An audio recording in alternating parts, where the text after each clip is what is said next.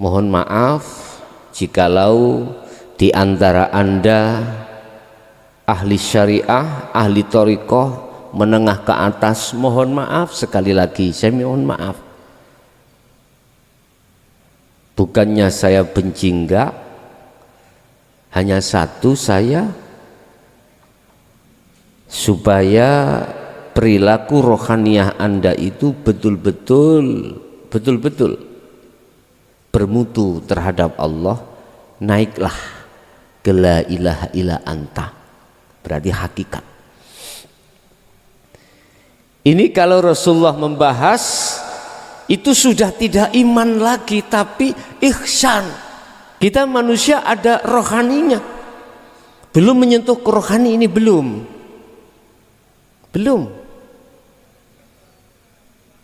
Nah, di sini Bapak Ibu, proses manusia itu jatuhnya ruhaniyah itu diterpuruk ketika saat mulai akil balik sampai umur berapa terserah macam-macam, itu ruhaniyah kita dijauhkan dari Allah. Udah, kita nggak usah saling menyalahkan. Memang semua proses kita sebagai manusia, sebagai anak putu Adam itu memang seperti itu. Ketika saat seseorang sudah menerima la ilaha illa anta, itulah awal seseorang bisa melaksanakan taubatan nasuhan. Ini siapa di antara kita sing ngaku-ngaku Islam kok tauhidnya belum ke anak, nyun sewu, di mata Allah belum bisa dikatakan muslim.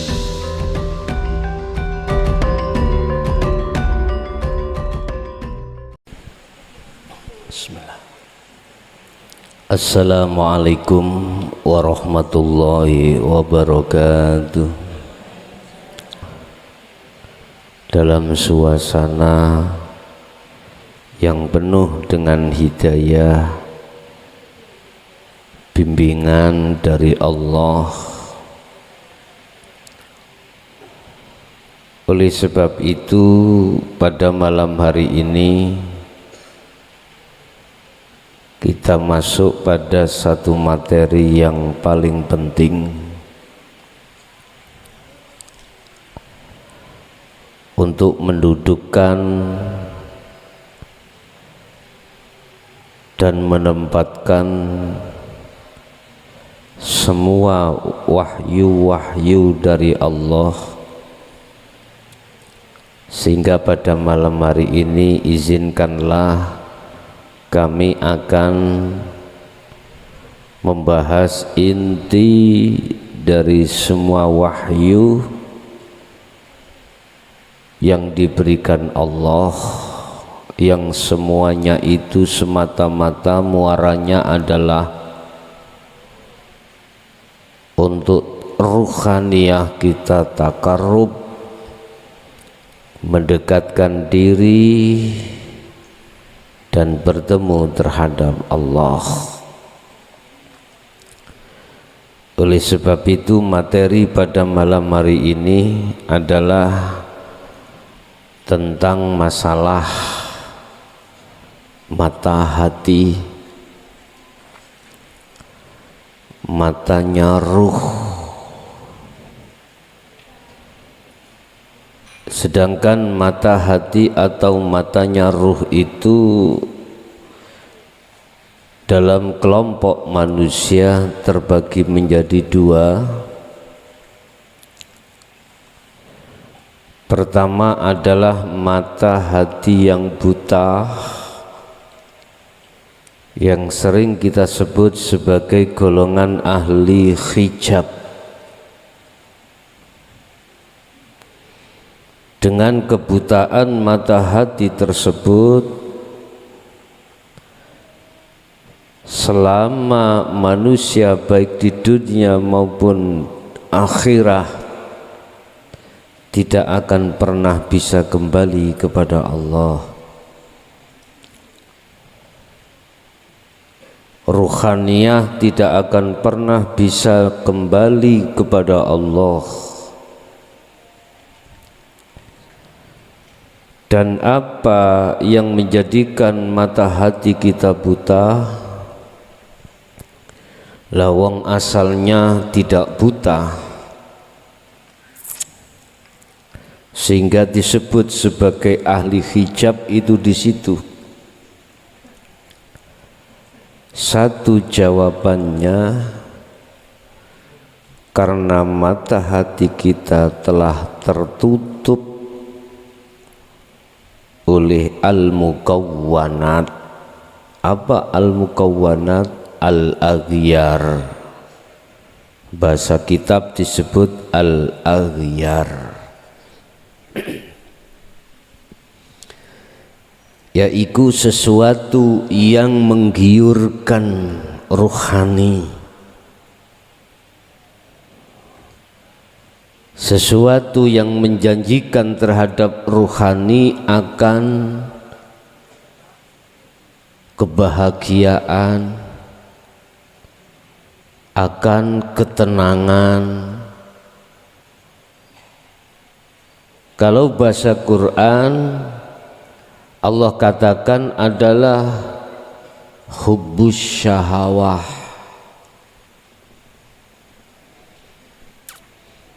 Itulah yang menjadikan rohani kita, mata ini tertutup atau terhalang. Dengan begitu maka rohaniah seseorang tidak akan pernah bisa kembali kepada Allah, baik di dunia maupun setelah di dunia. Kepastian hukum ini sudah Allah jelaskan dalam salah satu surah, dalam satu ayat. Barang siapa ketika saat di dunia, Al-Isra ayat 72, surat yang ke-17 ayat 72. Barang siapa saat di dunia mata hatinya buta terhadap Allah, maka di akhirat pun juga begitu. Ini kepastian hukum. Sudahkah difikir oleh umat manusia, khususnya umat Islam yang sudah punya pedoman yang tidak la syarikalak, yang tidak bisa diragukan?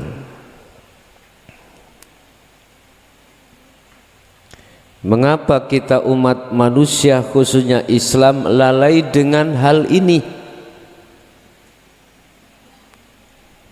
Karena mereka disibukkan ruhaniyah itu bersukaria dengan nafsunya lewat kesenangan dunia.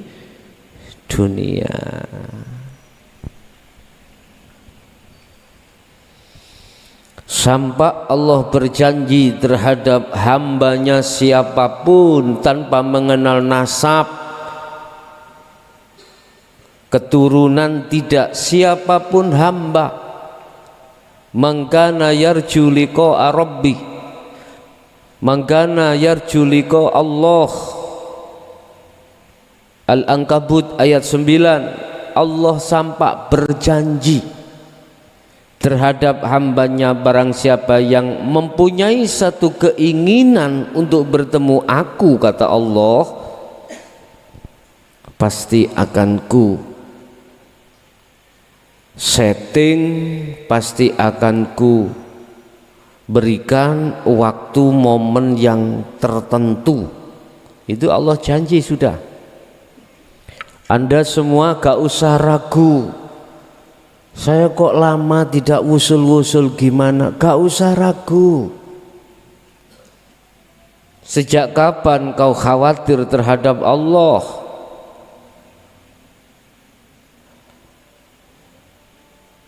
Jangan pernah ragu. Allah sudah janji nih, pasti akan ku skenario waktunya nanti untuk bertemu aku. Al-Ankabut ayat 5.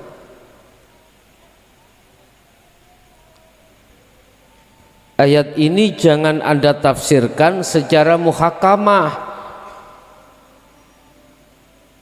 Ayat ini harus sampai terjemahkan dengan ayat mutasyabbihah. Sudut hakikatnya, jangan sudut syariahnya. Bapak Ibu, jujur saya prihatin terhadap umat manusia, khususnya umat Islam. Pedoman sudah dibuka lebar, hujah pun sudah dibekalkan terhadap umat Islam. Tinggal umat Islam itu menerima, menghayati, selanjutnya melakukan. Mengapa tidak mau?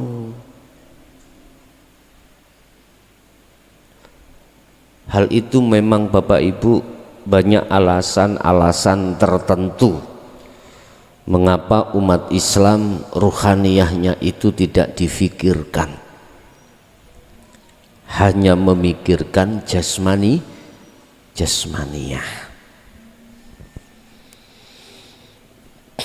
Sampai ada yang berani mengatakan bahwasanya ibadah apapun secara fisik itu adalah bekal akhirat, padahal tanpa dibarengi dengan makrifat Allah. Ada yang berani mengatakan hal seperti itu. Otomatis kita sebagai umat dangkal, sibuk memperhatikan perilaku jasmani, sementara perilaku rohaniyah dia lalaikan. Aku tanya sekarang, kalau kau meninggal, jasadmu kemana? Ruhaniyahmu kemana? Mana yang dipanggil Allah? Mana yang dituntut Allah untuk kembali? Mana? Jasmani atau rohani? Inilah kita sebagai umat manusia, khususnya umat Islam, dangkal akan hal itu, sehingga kita sibuk beribadah secara jawareh, secara jasmani saja, tanpa difikirkan rohaniyahnya itu bagaimana. Boleh, dan itu baik, tapi Anda tidak tahu yang lebih penting daripada itu, ruhaniyahmu. Bapak Ibu, memang kalau sudah menyentuh terhadap ruhani, itu tidak membicarakan dunia, tidak membicarakan finansial, tidak membicarakan badokani jasma. Ngerti badokani? Jeglakani gitu, makanannya jasmani enggak.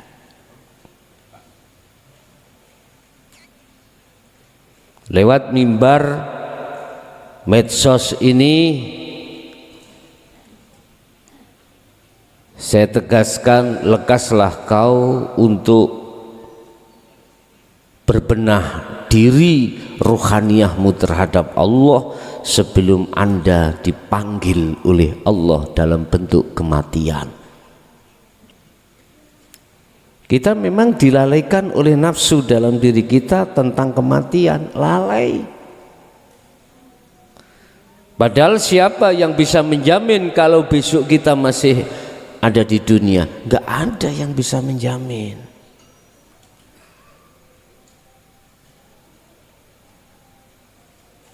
Bapak Ibu jamaah rahimakumullah, mungkin malam hari ini penjelasan kami tentang masalah mata hati dianggap sangat ekstrim. dianggap sangat di mata umum ya, dianggap sangat kejam mungkin ya, sehingga secara umum mestinya itu dirahasiakan, nggak boleh dibahas secara umum, tetapi tetap saya bahas secara umum. Mungkin ini juga dianggap tabu karena memang belum pernah masyarakat umum itu mendengarkan. Tapi apapun alasannya, tetap hal ini saya sampaikan, sebab tidak ada keraguan, hijab pada diri saya atas ketakutan untuk menyampaikan hal ini, tidak. Ingat, ana nadhirum mubin, saya sebagai lapangan saja,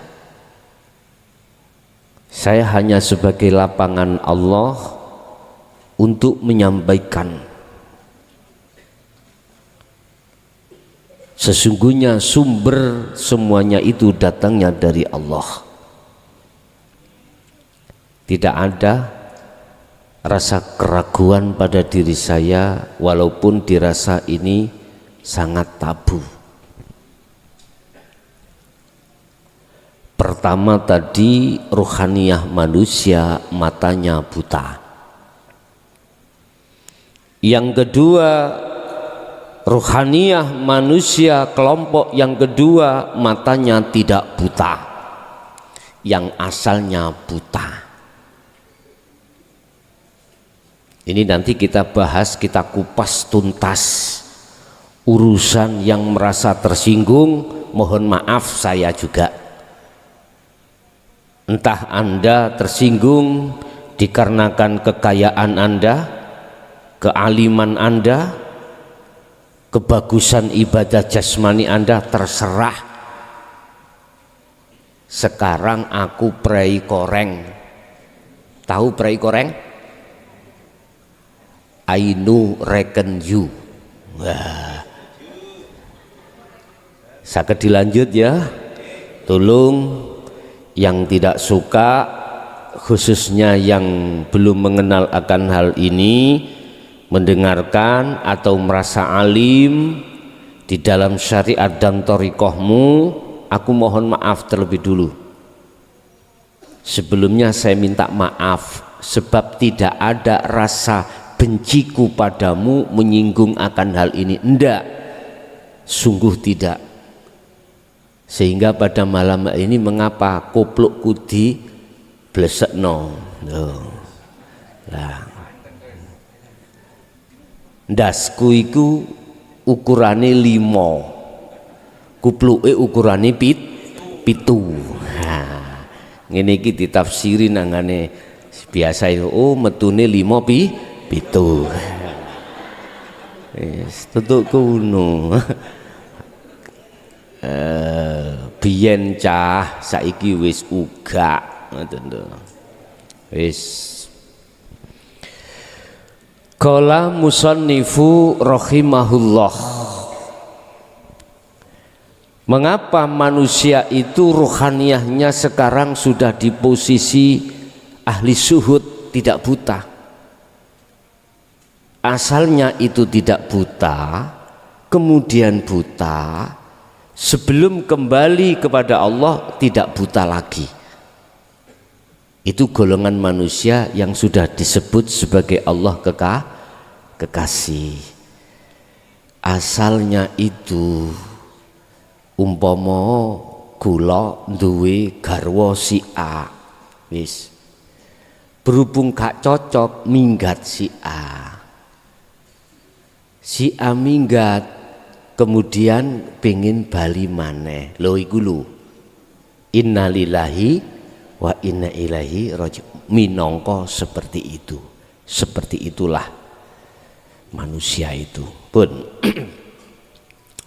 Su'aul basyirah. Lah iki Iki khusus kita bicara tentang hakikat makrifat tauhid la ilaha illa anta wa ana. Ini nggak pernah dikenalkan di tengah masyarakat, nggak pernah. La ilaha illa anta. Dibuka di dalam surah Al-Anbiya ini ya. Kalau nggak salah ayatnya berapa saya lupa. Menceritakan tentang Nabi Yunus.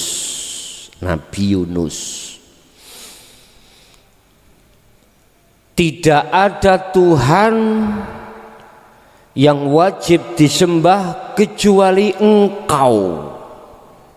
Anta iki Pak ya. Iki berarti sudah dekat. Kita sudah tidak membahas la ilaha illallah tauhid, la ilaha illahuwa, tidak. Itu jasmani. Untuk mengatur ibadah jasmani atau ibadatul jawareh lewat tauhid la ilaha illallah wa huwa, syariat dan thariqah. Mohon maaf jikalau di antara Anda ahli syariah, ahli thariqah menengah ke atas, mohon maaf sekali lagi, saya mohon maaf. Bukannya saya benci, enggak, hanya satu, saya supaya perilaku rohaniah Anda itu betul-betul bermutu terhadap Allah, naiklah ke la ilaha illa anta, berarti hakikat. Allah itu sudah dekat, kita merasa dekat terhadap Allah. Sebab apa Allah merasa dekat? Kita merasa dekat. Ini kalau Rasulullah membahas itu sudah tidak iman lagi tapi ihsan. Islam kaitannya kan kafir. Kemudian Islam membaca syahadat. Iman berarti melakukan apa bentuknya hukum-hukum di dalam Islam. Ninggalno larangan, jalankan perintah. Ini jasmani. Kita manusia ada rohaninya. Belum menyentuh ke rohani ini, belum.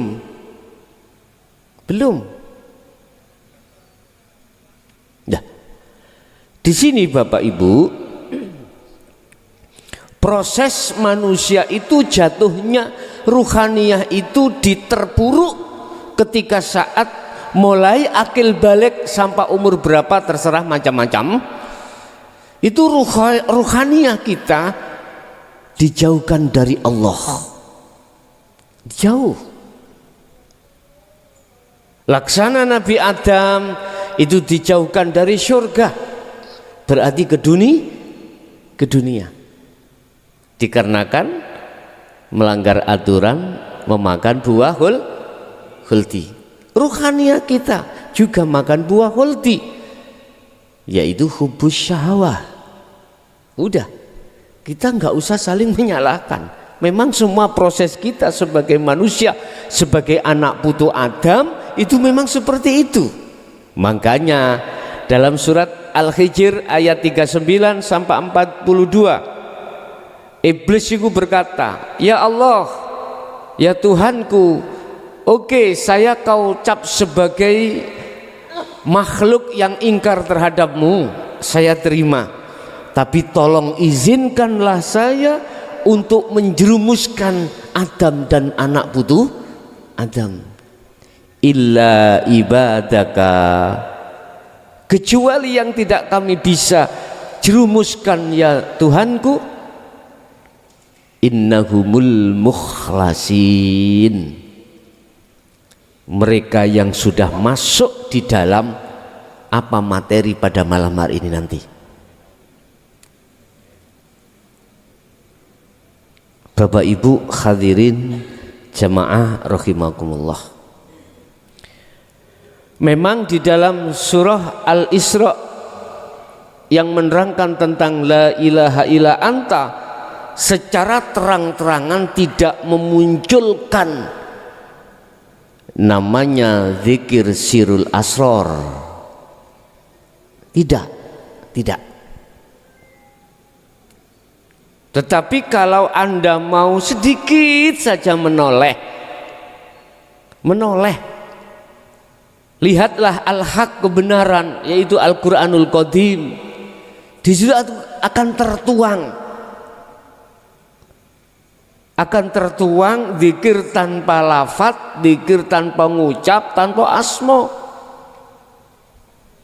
Itu dilahirkan dari pendidikan tauhid la ilaha illa anta.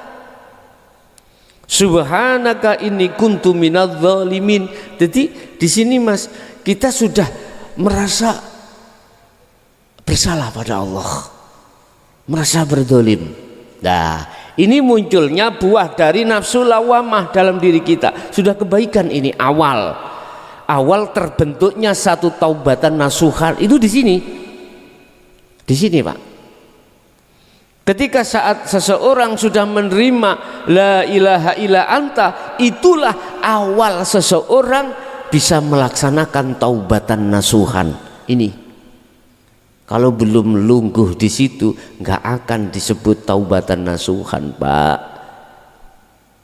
Itu taubat dari kedzaliman ruhaniyah kita pada Allah.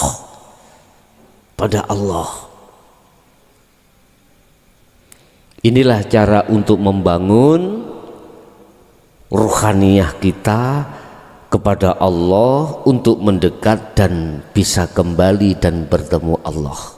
Di sini kuncinya, di sini. Jadi ilmu tauhid yang tidak ada batasnya, muaranya ada di sini. Makanya mungkin bisa kau lihat dalam surah Al-Anbiya yang nantinya yang masuk pada la ilaha illa ana, ini nanti akan tahu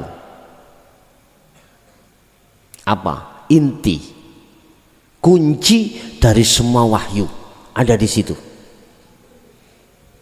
Al-Anbiya ayat 25 sering saya sampaikan. Pada malam hari ini akan menjawab semua persoalan suluk umat ini, mengapa lama tidak sampai, terus bagaimana caranya lekas sampai, kalau sudah sampai bagaimana terus sampai, bahkan yang terakhir di tingkatan maksum, di tingkatan baqo. Ini solusinya ada di sini. Bapak Ibu, di dalam tauhid la ilaha illa anta itu menyimpan namanya pengamalan zikir yang disebut sirul asror. Itu hanya nama, Pak. Artinya gini, di dalam rahasia, di dalam hatimu itu ada rahasia lagi. Di dalam hidup ada sang yang peran hidup itu. Loh gitu. Yang dalam ayat lain Allah katakan laisa kamislihi sayun, yaitu ya ini loh telur, iki loh telur, ini sirul asrar, ya ini.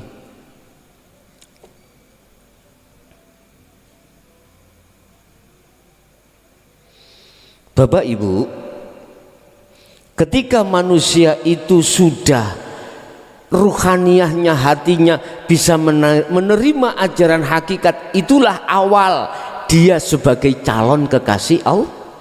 Calon kekasih Allah gak mudah, Pak Bu. Orang mau menerima ini bukan mudah, apalagi kita yang bersyariah, bertorikoh menengah ke atas. Apalagi kita sudah tahu isi kandungan kekayaan bumi, kita akan tahu sab langit 7 bisa kita lihat dengan mata hati kita. Apalagi susah untuk menerima ini.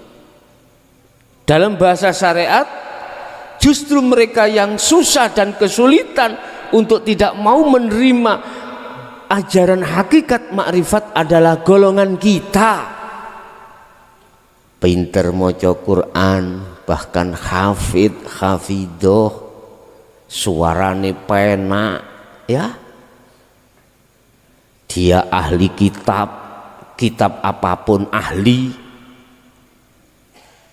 Apa kitab hadis apal, limang lemari ku apal, bahasa nahwu mulai dasar sampai pucuk apal, jurumiyah apal, amriti apal, alfiyah apal, jawahirul maknun dol.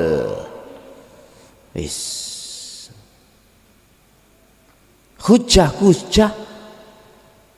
itu sudah dia hafalkan. Ijma qiyas kitab apapun hafal.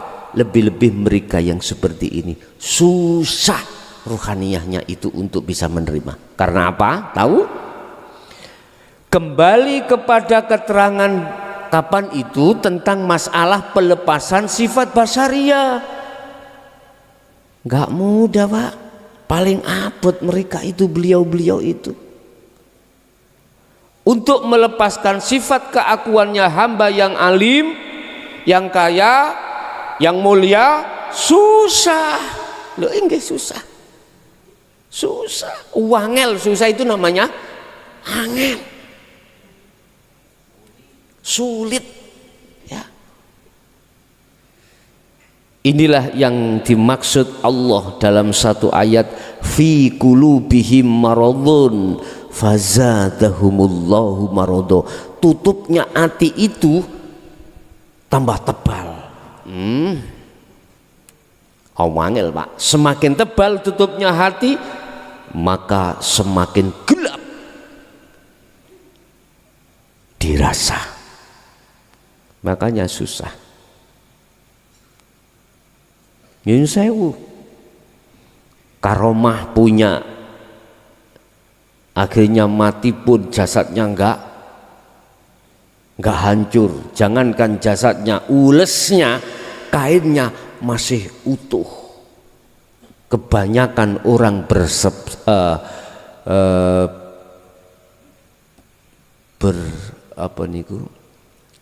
berspekulasi, berpendapat ini wali Allah.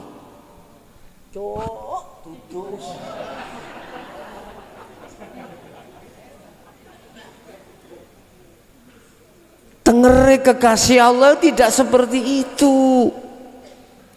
Nek model kaya ngono iku kuwi karomah iso. Ulismu utuh. Makanya di tengah-tengah umum sudah tidak menjadi rahasia, orang yang tahu sesuatu yang akan terjadi mesti dituduh iku wali Allah. Subhanallah. Keumpama di medsos gak ono, gak diweni aturan ngono tak lebokno nang medsos mang. Laweg go, Pak. Merawongkol ditokno langsung mak baraul ngono. Artinya wis kenemenan lah, Pak, Bu, saya ngomong seperti itu kenemenan. Apa sih kenemenan ya? Napa bahasa Indonesia ini kenemenan? Terlalu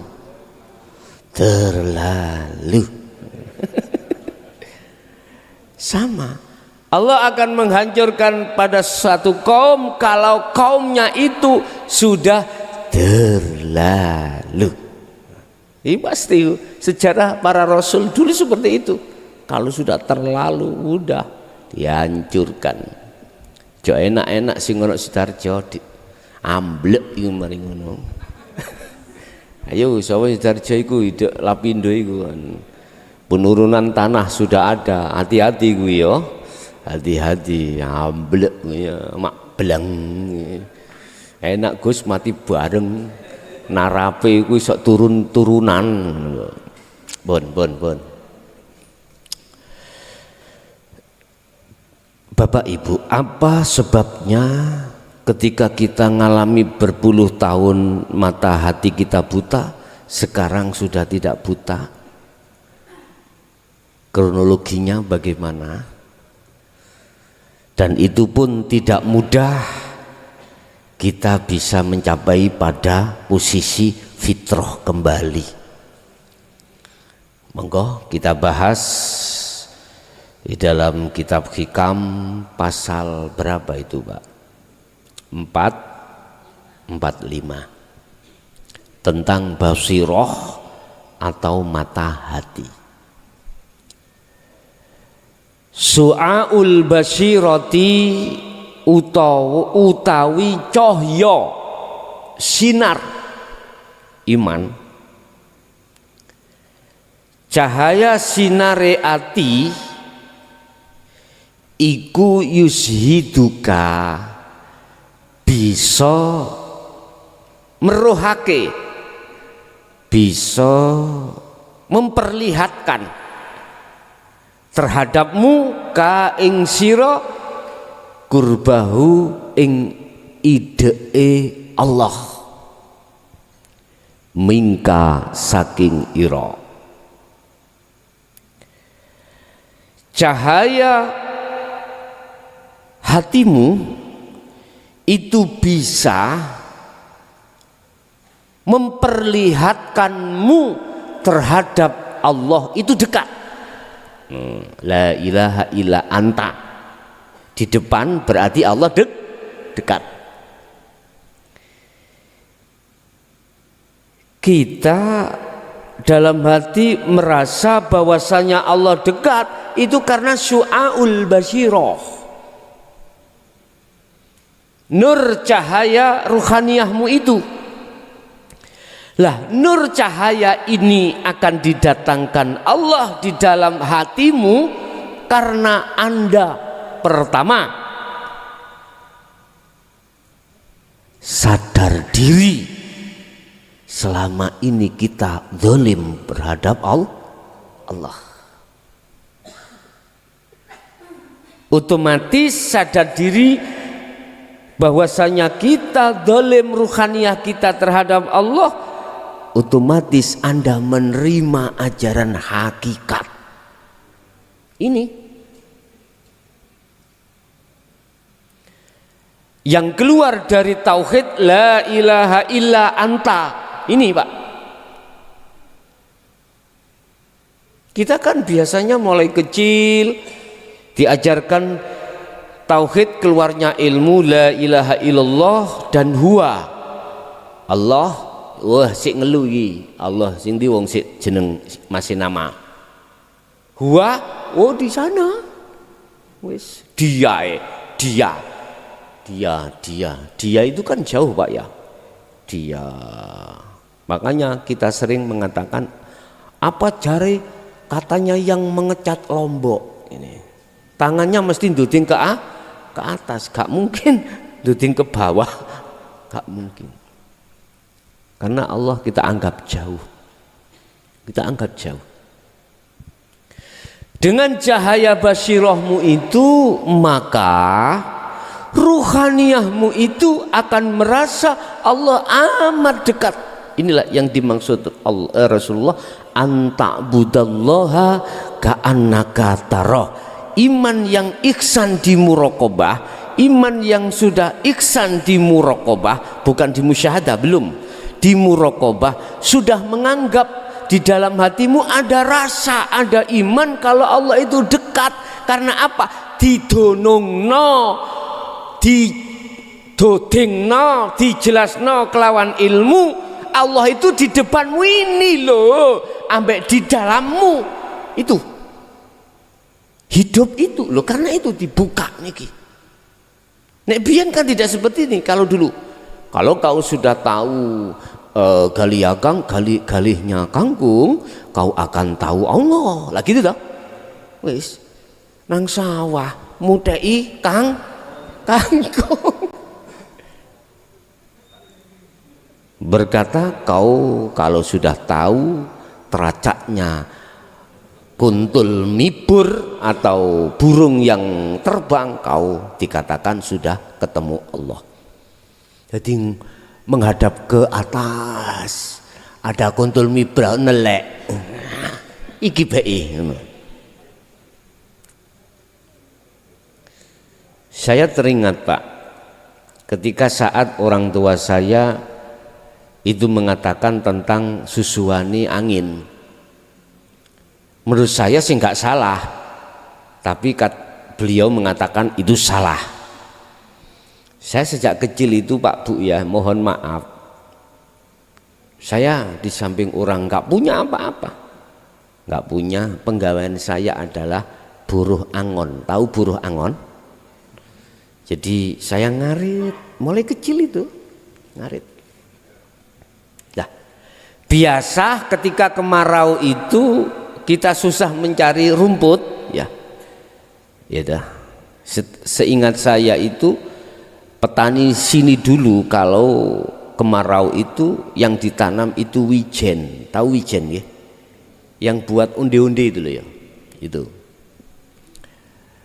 Tapi seru Pak, kalau musim-musim begitu itu teman-teman itu bawa kerbau itu dibawa ke tanah lapang diadu, suka seneng adu loh. Nah di situ ada lesus Pak, bahasa Indonesia lesus itu apa? Angin punting, yang angin yang muter-muter itu ya. Orang tua mengatakan kau kalau sudah ketemu susuani angin itulah Allah. Menurut saya itu benar. Susuani angin adalah pusaran itu. Tak omong. Jadi saya sempat diketak ndasku. Saya sudah tahu Allah wujudnya. Mana? Katanya susuani angin itu lesus. Diketak. Oh bukan. Oh. Bapak Ibu, begitulah orang tua dulu itu merahasiakan hal itu semata-mata untuk mendidik kita supaya kita mau untuk beriadoh, kita supaya lekas terus memperhatikan tentang zikirnya. Begitu kalau sudah aku resapi seperti itu. Tapi udah, yang lalu biarlah berlalu. Sekarang sudah digelar ngilmunya untuk Anda supaya muncul keyakinan dalam hatimu bahwasanya hidup itu Allah.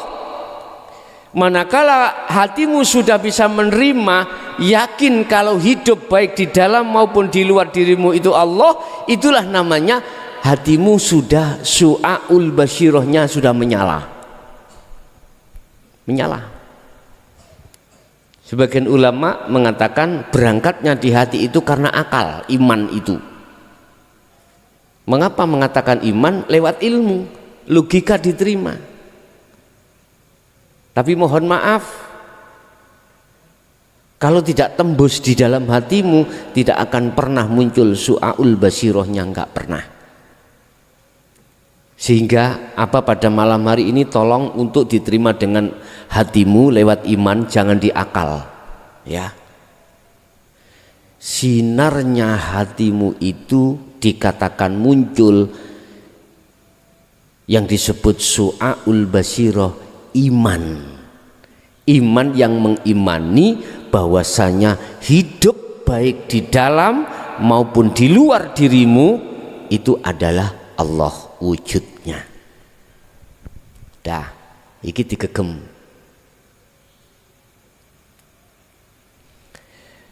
Iku yushiduka. Iman yang seperti itu sebagai proses bisa memperlihatkan dirimu terhadap kurbahu ing ide Allah di dirimu. Loh ini. Tapi dekat itu masih ada jarak. Apa jaraknya? Antara kau dengan Allah. Jaraknya antara kau dengan Allah, ya kau sendiri. Kalimat dekat itu belum esa, belum tunggal. Sehingga di situ wajar muncul ada hamba, ada Allah, ada yang melihat, ada yang dilihat. Itu su'aul basirah. Banyak yang berkata, Gus, caranya dzikir sirul asrar bagaimana sih merasakan? Bingung saya, Gus. Aku biyen yo bingung.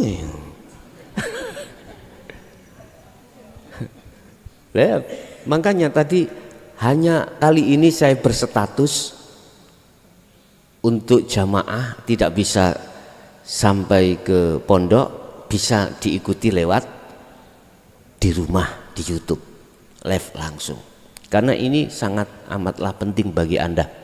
Oke. Nice. Kalau itu sudah Anda terima ajaran hakikat itu,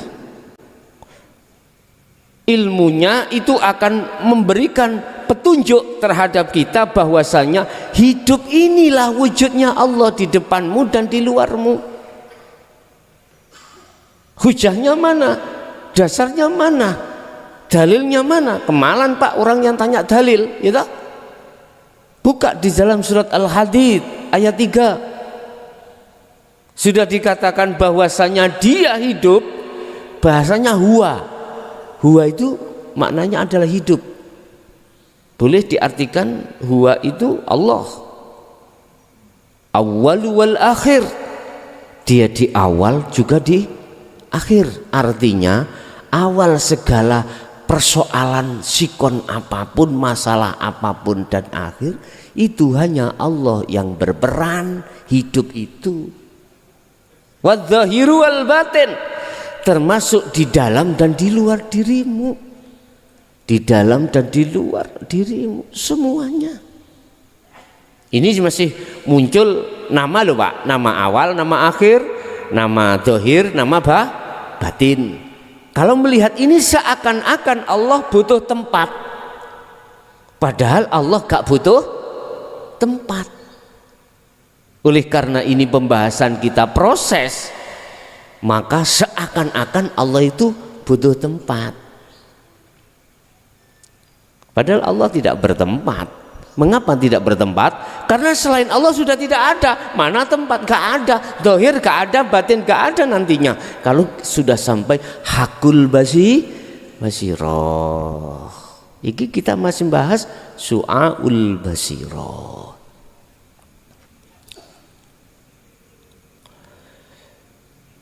Ketika ruhaniyah jenengan ini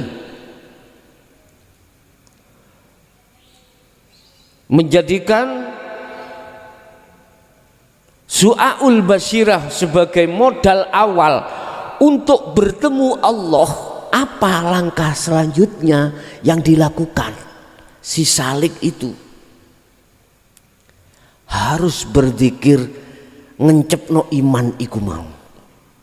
Kan gak diucap Pak ini, gak diucap, dirasa. Urusan fisik Anda beraktivitas apapun, saya tidak berbicara tentang apik syariate enggak syariate enggak. Aktivitas jasmani apapun Anda, ya, sibukkanlah ruhaniyahmu itu ngencepno su'aul basirah. Udah.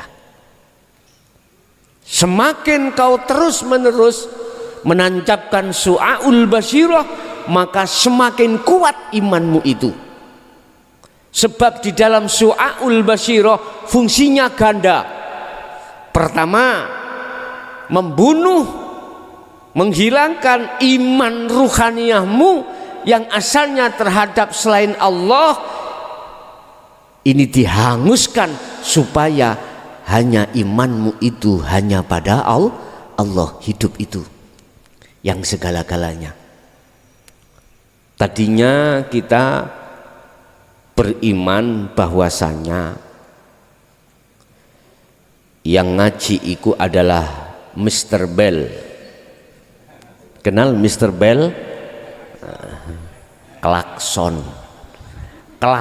itu lah Bell toh Pak? Ya Mr. Bell. Kita tadi mempunyai iman bahwasanya Mr. Bell yang ngaji. Kok andai kata aku gak ngaji nang Mr. Bell, saya tidak kenal dzikir Sirul Asrar. Mr. Bell, matur suwun ya Mr. Bell. Iku proses ya. Seakan-akan Anda menuduh, meyakini di dalam hatimu yang namanya petunjuk, bukanya hati seakan-akan sumbernya dari makhluk Mr.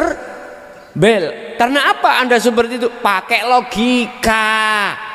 Andai kata Mr. Bell gak datang, gak mungkin aku itu bisa memahami tentang Sirul Asrar. Lah gitu toh? Cuk, akalmu iku. Deke nakalmu iku. Letakkan. Ya iki gara-gara iki sing bundeli ning atimu, akhirnya ora tekan-tekan Gusti Allah.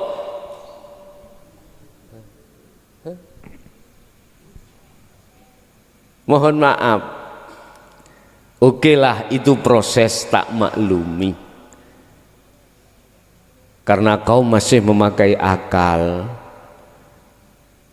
Jikalau kau masih tetap memakai akal sampai kapanpun, pujaanmu iku nang aku makhluk. Sumpah ini. Pujaanmu itu terhadap yang kau yakini dia yang memberikan. Guru ini gendeng, santri ini gendeng kuadrat tambahan. Guru ini gila penghormatan, santri ini yang ngono, gak wani metu teko kono, kula balak-balik disebdo. Wis lerenono. Baik guru maupun murid lerenono. Saya berani mengatakan ini karena Rasulullah sendiri bicara. Rasulullah sendiri bicara. Itu tingkatannya Rasul Muhammad. Wong Anda itu alah si uyuwe. Kita itu si uyuwe, paribasane ngoten lho Pak nggih. Umpama seperti itu. Apa yang dikatakan Rasulullah? Innama ana nadhirum mubin. 1, 2. Kul innama ana basarum mislukum. Loh, Rasulullah mengatakan, umatku, aku iki padha ambek kuwi ngger, padha menungsone.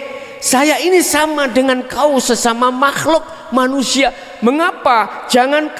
Mengapa kau menyembah aku? Mengapa kau memuji aku? Sembahlah siapa yang ku sembah. Innallaha rabbi, kata Rasul, wa rabbukum hadza siratum mustaqim. Sesungguhnya yang ku sembah adalah Allah, iku Tuhanku ya Tuhanmu. Hadza, itulah jalan yang lurus. Sekarang banyak yang mendengung-dengungkan, bahkan mengibarkan bendera pujaannya ruhaniyah terhadap selain Allah. Marenono, kita tidak akan bisa berhenti Bapak Ibu manakala tidak mau menerima tauhid la ilaha illa anta wa ana. Itu wis kuncinya ada di situ. Bah kuwi mangkel, bah kuwi panas kabeh, ra urus.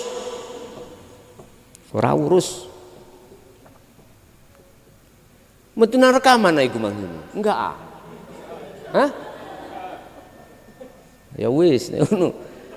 Iya sing medongkel Pak cek beluwong ngoten lho Pak. Udun iki kat biyen niku tak empet ae udun iki. Tapi yo tak rasa masalah, kemeng kabeh aku yoan. Ya, kemeng banget. Itu Rasulullah mengajarkan pendidikan yang bertauhid, yang lurus itu di situ. Wahai saudaraku yang masih ingin dipuja oleh umat, disebabkan karena ilmumu, karena karomahmu, karena kesaktiamu, karena hartamu, karena kealimamu, karena keibadahamu. Dulur, detik iki aku ngomong terakhir ya, lerenono, berhentilah untuk tidak ingin dipuja masyarakat. Estu kita boleh teringat makalah Syekh Ibnu Athaillah terkait pujaan masyarakat. Bapak Ibu, gak tahu aku nggak ingin ya, lagi iki tak gawe, ngerti?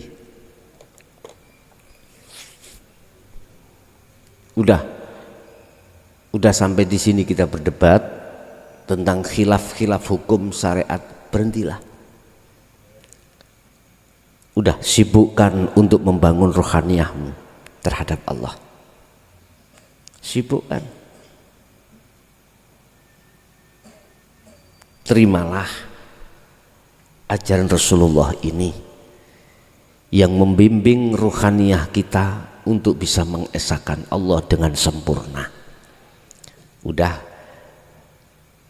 berhentilah kita yang tadinya merasa begini, merasa begitu dan lain sebagainya. Udah, sudahi. Kita teringat makalah satu makalah Syekh Ibnu Athaillah, bahwasanya pujaan masyarakat, pujaan santri, pujaan pengikut, wah-wahani pengikut itu adalah racun yang mematikan tentang imanmu di mata Allah. Kau akan keseret dengan pujaan itu, otomatis akan menjadi budaknya itu. Makanya mengapa kita punya murid macam-macam, ada yang sugih, ada yang melarat, yang miskin, ada yang sugih loman, ada yang sugih medit, ada yang melarat loman, apa ini sing diwene no? Ada yang melarat melekis. Kita sebagai guru atau mohon maaf sebagai imamnya, manakala belum ruhaniyahnya belum menerima isi tauhid la ilaha illa anta, tak pastikan kau pasti suka pada muridmu yang kaya, yang loman. Sungguh. Akhirnya sing melarat tidak kau reken, tidak kau perhatikan. Kuwi bondo dengkul tak ngomong ngoten. Subhanallah. Itu pasti Bapak Ibu karena sudah rumus, nggak bisa kau bujui, nggak bisa kau mengelak jasmanimu, lesanmu, nggak bisa. Pasti isinya dalam hati kita seperti itu. Akhirnya apa? Menjunjung-junjung yang sugih, sing loman. Kita tidak tahu, sugih lah pendelengan meripatmu, dia utange akeh. Loh iya. Loh kita tidak tahu toh. Ada Pak Guru wis gak ngereken iku, pokoke omahmu iku maglong-maglong pinggir embong, tandurane lombok terong, sing muteh udele, nganggep dia itu penuh kemewahan. Tidak, kita tidak tahu kalau dia itu penuh hutang. Sebetulnya beliau pingin juga loman, tapi apa nih sing dilomano? Lah wong kabeh muter seperti kitiran ya, melebu metu. Kita sebagai orang lain hanya melihat nyawange koyoke penak, tapi ngreges sing ngrasakno yoan. Lah guru yang belum kemasukan tauhid la ilaha illa anta tidak mau tahu Pak. Bah kui ancur bandak, sing penting aku gaya. Duit serba, omah gedong. sembarang tumpaan api, gak ndelok murite pengikutiku kelayapan. Udah nggak lihat itu, sing penting wah gedungi, wah pondoke, wah sembarang, wah wow, terus gue nek mate ya wah gini. Aku nasihati terhadap anda yang merasa yang masih terjebak di sini, terimalah la ilaha illa anta ini, anda akan keluar dari itu semuanya. Artinya gak kesengsem ku. Kalau anda sudah tidak kesengsem dengan kebiare dunia yang ada pada santrimu, kau tidak akan pernah minta, akhirnya kembali. Bagaimana saya akan bisa memberikan kepentingan terhadap umat? Artinya kepentingan pribadi itu dikalahkan kepentingan terhadap umat. Nantinya akan di situ. Wis tak iku rumus, kuwi gak iso mbujuk. Gusti Allah kok bujuk. Ora iso. Nggih. Bon. Kita kembangkan terus Su'aul Basyirah itu dengan bentuk selalu berzikir ruhaniyah. Zikirnya adalah tetap merasakan, meyakini semuanya itu Allah. Nah, di sini ganda. Fungsinya Su'aul Basyirah itu ganda. Satu, akan membumi hanguskan iman selain Allah. Yang tadinya itu mang Mr. Bell yang merasa dalam hati kita yang ngaji, ketika Su'aul Basyirah sudah menancap, akhirnya tembus terhadap hidup di dalam Mr. Bell.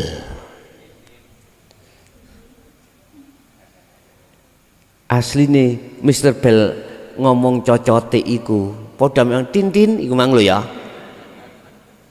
Ing jero ana sing ngebel. Ing jero lho ana sing ngebel. Bukan suarane mobil iku saya, katakanlah lapangan. Iku suarane supire. Sing ngebel mang. Dadi wujud tintin itu asline nyopo sampean, menyapa terhadap kita. Allah itu apa sapaan? Lihatan aku iki, ojo lihat modele mobil ini, ojo. Modele mobil ini macam-macam Pak, ono sing pesek, ono sing macam-macam, ono sing ayu, ono sing enggak, ono sing ganteng, ono sing enggak, ono sing wis. Jangan lihat mobile iku, lihatan sing ngebel. Sampean kok ngasih sing ngebel ngono. Wis ta, aku kepingin roh. Garwamu ning omah yo. Katanya pitu wayu-wayu kabeh. Musuh situk niki supire gak ono bandingane. Mesti kok tinggal pitu iku. Mesti kok tinggal 7 itu. Artinya Bapak, kalau ruhaniyahmu itu sudah tertanam Su'aul Basyirah terus menerus sampai Anda itu bertemu hidup di situ, mohon maaf, ruhaniyahmu itu tidak akan gampang kepincut terhadap selain Allah. Di situ. Nek jasmani tetap, tapi ruhani nggak iso. Kalau sudah Su'aul Basyirah yang pertama di dzikir Sirul Asrar yang disebut Su'aul Basyirah,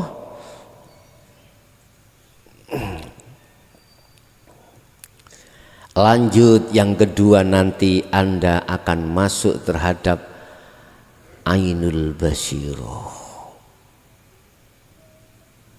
Ainul Basyirah. Ngebel, meo ngebel. Nuyo yo aneh. Ngebel ya nih mang. Berarti pesing iku yang jerone pesing ono Gusti. Allah, berarti Gusti Allah nggih pesing nggih.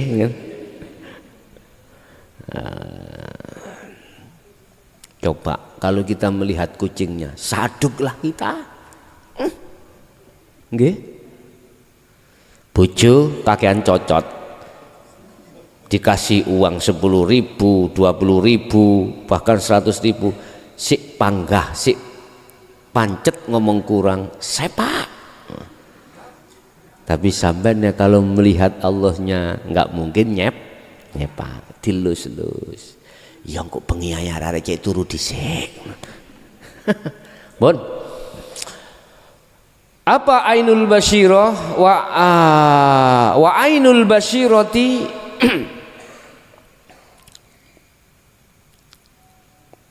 utawi ainul basyirah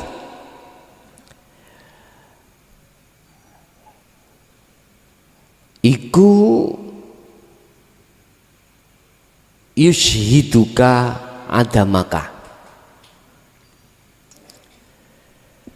cahaya makrifat ain ya, utawi cahaya makrifat pada dirimu iku yushhiduka bisa memperlihatkanmu ada maka ing ora anane awakmu, tidak ada dirimu sudah tidak ada, liwujudihi krono arai sebab wujude Allah.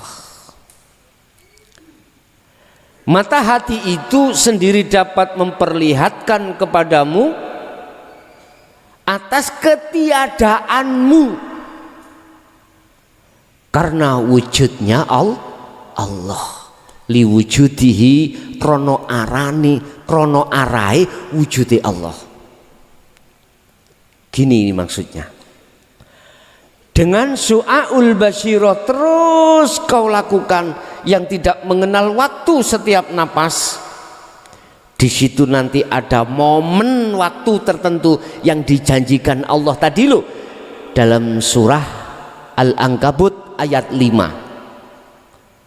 Mangkana yarju liqa Allah, barang siapa yang mempunyai keinginan untuk bertemu Allah dan melakukan zikir ini, maka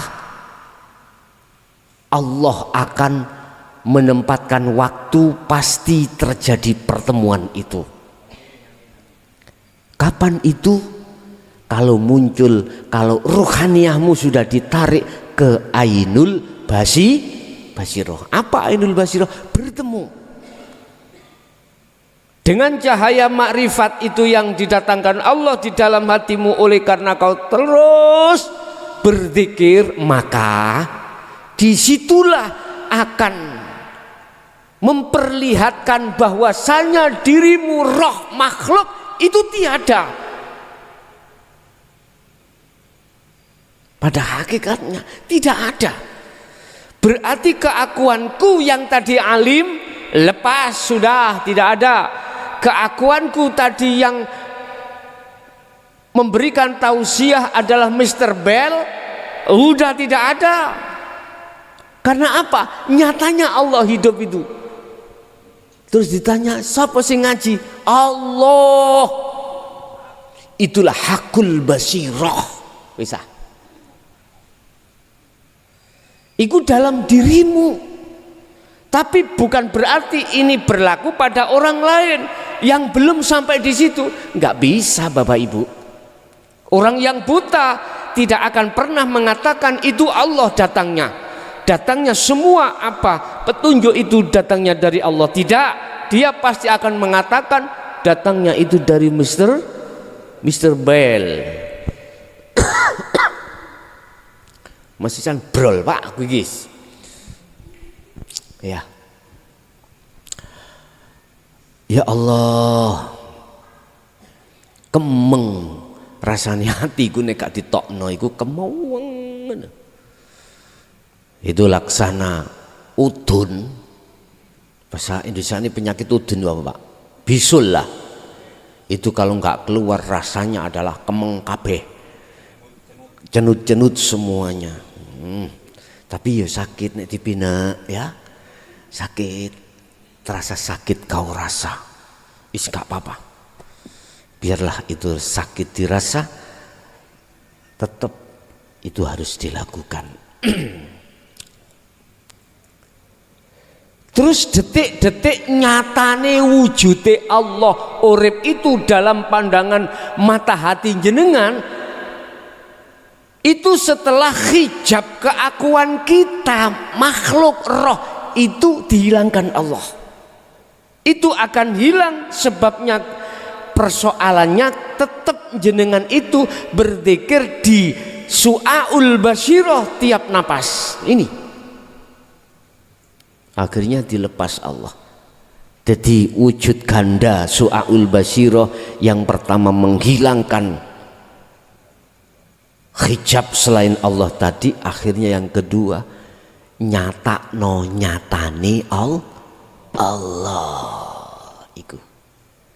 Ini tertuang di dalam surah. Nek takok ahli kitab, mana dalilnya itu? Matane kok buka nek nggone surat Al-Baqarah ayat 256.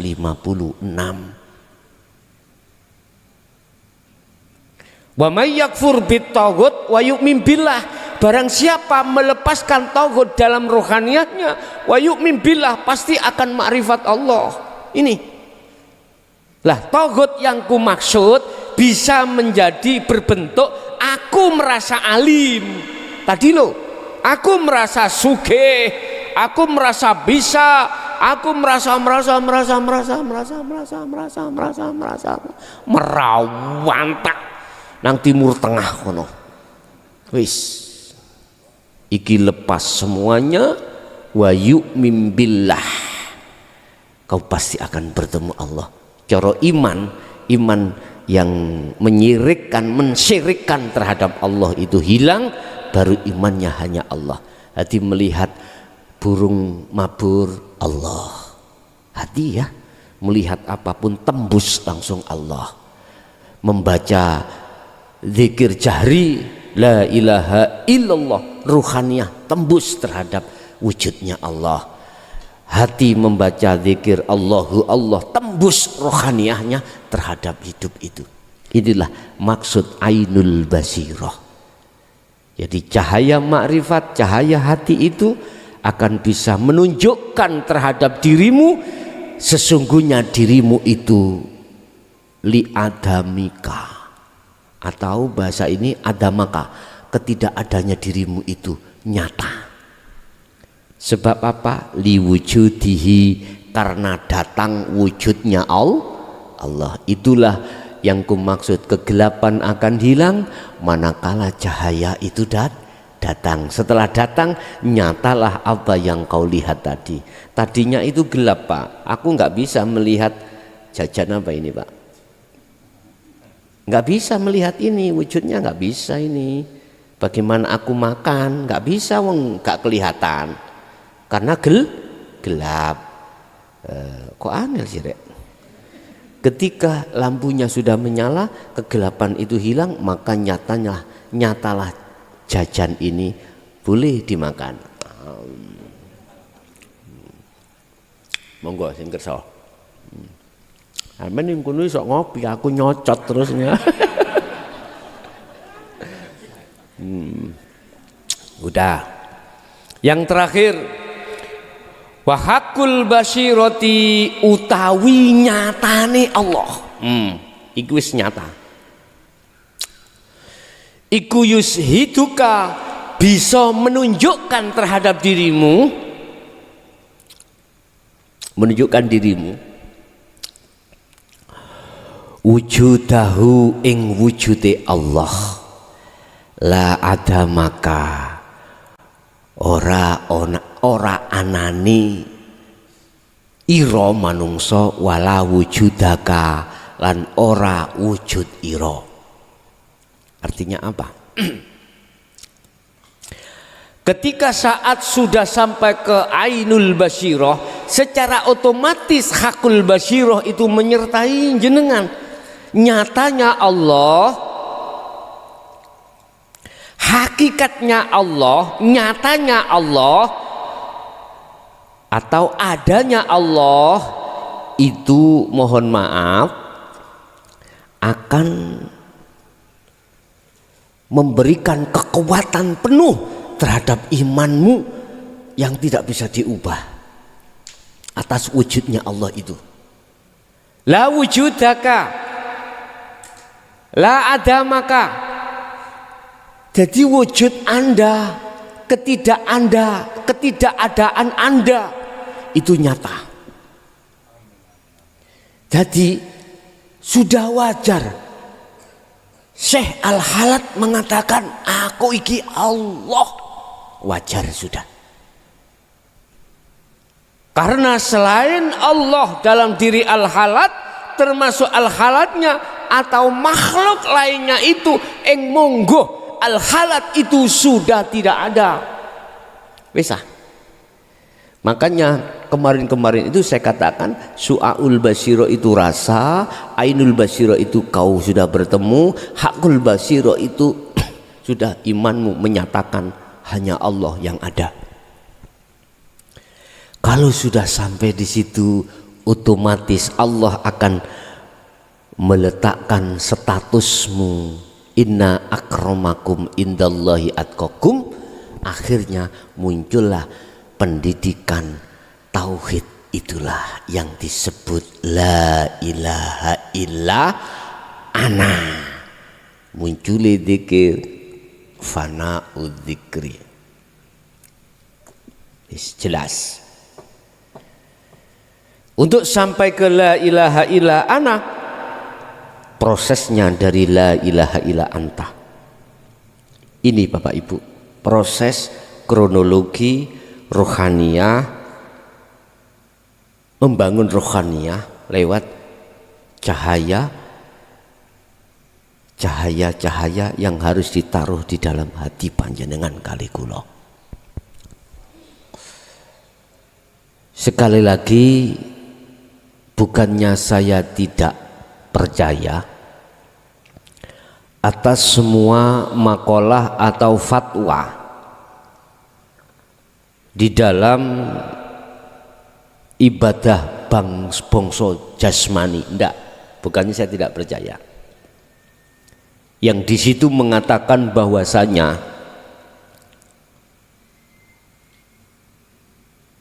Rasulullah itu tidak pernah mengajarkan hakikat dan makrifat. Cuman saja saya tidak sefaham, itu aja. Mengapa saya katakan seperti ini? Jelas, manakala beliau tidak mengajarkan isi la ilaha illa anta wa ana, khususnya ana, maka tidak akan pernah muncul namanya wahyu Allah. Surat Al-Anbiya ayat 25. Bahkan di situ dipertegas, setelah kalimah la ilaha illa ana ada kalimah yang meneruskan apa? Fa'budun. Ini Pak, fa'budun. Apa fa'budun? Kata perintah. Kata perintah. Andai kata diberikan kepada Rasul kata perintah, itu adalah Rasulullah diperintahkan untuk mengajarkan umat supaya masuk di tauhid la ilaha illa ana, tauhidnya supaya bisa mengesahkan Allah di situ. Satu. Yang kedua, apabila dikembalikan kepada kita sebagai umatnya, maka kita diperintahkan untuk mengesahkan Allah. Tadi Rasulullah diperintahkan untuk mengajarkan, kita sebagai umat diperintahkan untuk mengamalkan supaya bisa menyembah hanya pada Sang Yang Tunggal, Sang Yang Esa, Sang Yang Dumadi, atau Sang Yang segala-galanya, Sang Yang Maha Kuasa. Itu Sang Yang Tunggal. Supaya sampai di situ. Makanya ada bahasa fa'budun, ini ya, fa'budun. Ini kata perintah. Artinya wajib kita sebagai umat untuk menyembah benar-benar sampai pada ana. Sampai ditegaskan kalau nggak salah, mohon koreksi, apakah ini termasuk hadis qudsi atau makalah, mohon dikoreksi ini. Janganlah kau sembah namaku Allah. Janganlah kau sembah sifatku hidup, disebut zat, tapi sembahlah aku. Aku ndi iki? Ana, tidak ada Tuhan kecuali aku. Ana kan bahasa Arab Pak Bu, bahasa Indonesia saya lebih dekat aku, bahasa aku. Loh, kalau sudah ke aku, ya, itu detiknya ya Pak ya, kita di posisi Ainul Basiroh, aku. Berarti anta kemana? Tidak ada Pak ya. Kita bicara anta Allah, mesti ono ana saya hamba. Berarti masih ada dua. Itu duduknya di Syu'arul Basiroh, masih ada dua. Berhubung ini sudah terus kita lakukan dzikirnya itu, maka sesuai dengan janji Allah di dalam surat Al-Ankabut ayat 5 tadi, Ainul Basiroh, Anda sudah sampai pada Allah di musyahadah.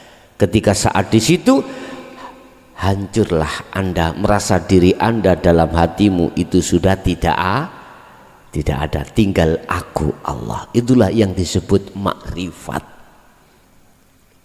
Jelas Pak Fungi? Jadi makrifat itu tidak ada dua. Jadi aku yo kau, kau yo aku. Di situ sudah tidak ada awal akhir, zahir batin, yang ada aku. Aku iki sopo? Aku iki Allah. Nek takok aku iki sopo? Meniku sik bingung. Dijawab aku iki Allah. Kalau sudah jawab di sini, posisi ruhaniyah sampai sudah di musyahadah, wis makrifat Allah. Kalau kita masih aku iki sopo, berarti wong bingung. Awake dhewe kok gak eruh. Yes, memang kabeh prosesnya kita bingung dulu Pak. Ya, nggak apa-apa.